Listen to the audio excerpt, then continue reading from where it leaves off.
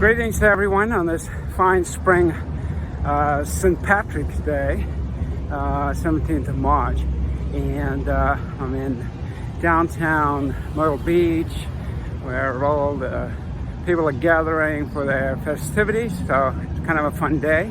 And you'll see I'm walking right now. I have just completed my run section, now I'm doing a walking section, and you'll see why in a minute. So this episode, episode 5, is about strategy. Yeah, and you do have to have a strategy in the 100 miler. There's no getting away from it. And anyone who tells you that strategy goes out the window, the only reason it'll go out the window is if you basically aren't disciplined, or if you get injured, and that certainly is legitimate. But I strongly recommend developing a strategy. Spreadsheet it out, make sure you know what your pace will be, where you will be, when, make sure so your crew knows what they're doing and what's expected of them. The more detailed, the better. And even if a lot of that goes out the window, you make adjustments and stay close to your expected times and activities. So anyway, having said that, in the last episode we talked a lot about the difficulties of running a 100-miler with a marathon mentality. It just doesn't work, right? Few people can do it. It certainly has been done, but most of us, average runners, below average runners, we're not going to do that. So, and the biggest difference here, as you'll see as I talk here today, is you have to develop a run-walk strategy and pepper that throughout your 100-miler. So, and it's most important when you don't need the rest. Not that you're going to rest, but relatively speaking. And that discipline to conserve when you don't feel like you need to will come back and reward you as you get into that 70-mile mark and beyond. So the run walk is very important. I know it's kind of counterintuitive. I mean, even the elite runners do a form of run walk because you're skipping at least 2 meals. Most of us skip 3 to 4 meals. So you've got to consume all those calories and then a lot more on your run walk. So, elite runners have to eat. They have to go to the restroom. A lot of them walk the uphills, and they walk through the aid stations so that they can, consume liquids and foods and things like that. So, there's no getting away from it. It's a 100 miles long way. For the average runner, the below average runner like myself, you're looking at building in the walking periods systematically. And what you're trying to do there is really trying to make sure that your body has enough energy, liveliness to make it through that 70 to 100 mile. And really the battle is won or lost in those first 40 miles as far as I'm concerned, because what you do there really either helps you on that 70 to 100 or it robs you of any kind of sense of success in that last 30 miles.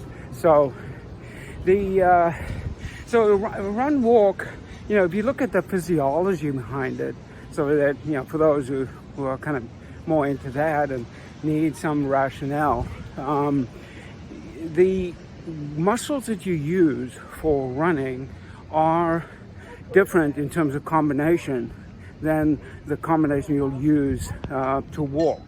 And in that sense, you can probably, and it's been my experience that it is so, stretch out the use of the glycogen that you have stored in those muscles.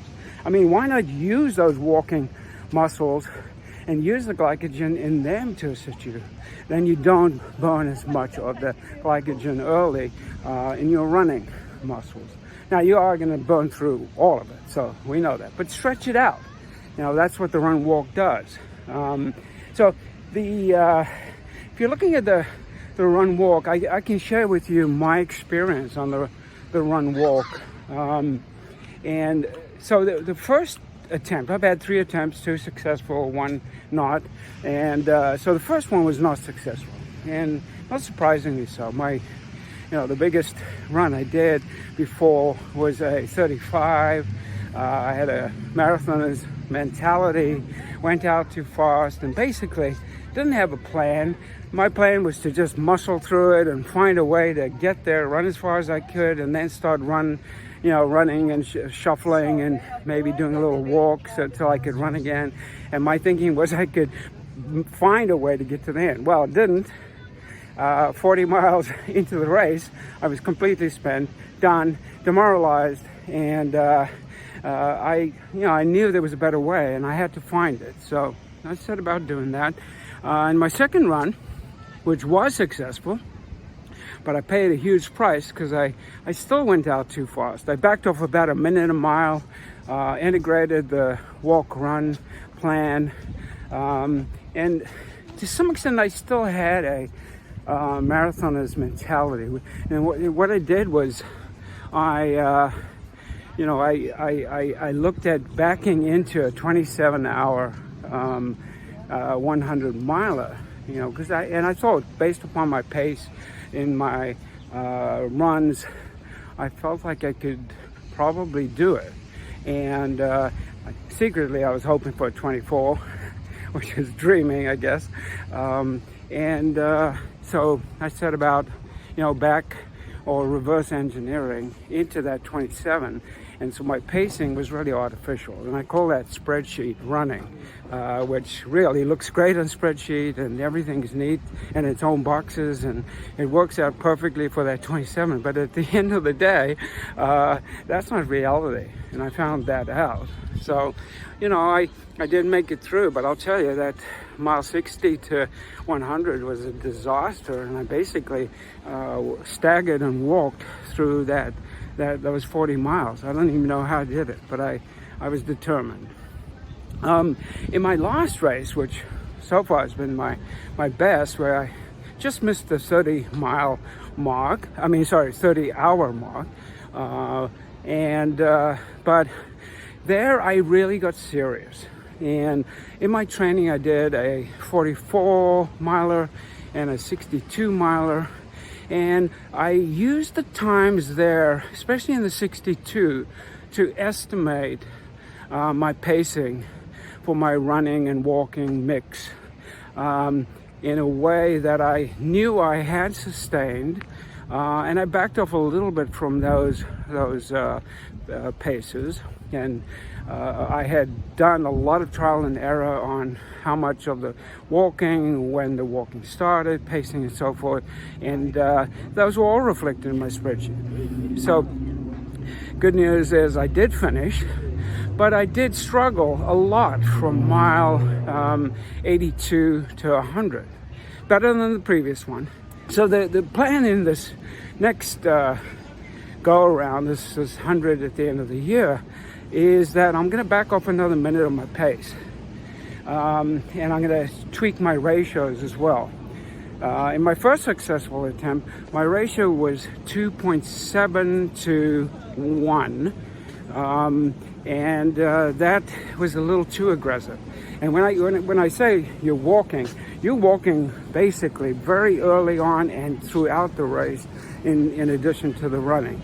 And obviously you taper as the race goes on, more walk and less run and so forth. And I'll share my plans with you at a later stage. And then finally you get to the point in 85 to 90, and you're basically walking and hopefully doing a little shuffling. So I think as I tweak it now, and I would recommend that everybody does this. Take your real times for, say, a 62 miler, and having tested your walking strategy and your mix and your ratios and so forth, get them perfect for what will get you further in the race. And then back off just a slight bit, because obviously a 62 is not 100, just so that you have enough left at the end. Now, one caveat that I would stress very strongly as you build your plan: be sure to account for your stoppages, because you will change clothes, you will go to the restroom, you will potentially change shoes. The weather gets colder, gets hotter, you're going to make adjustments there, and you're not going to be moving. Account for those times, because what happens to runners is they don't account for those stoppage times in their pacing. And so they get behind their pace, and then they start pushing, and they start panicking. And that is a recipe for disaster, because what you're basically doing is spending a lot of stress and energy up front that you're going to need at the end. So definitely account for that, and don't create a situation unnecessarily where you are panicking. So anyway, stay with us, and we'll get into the next episode shortly. Happy running, and see you out there.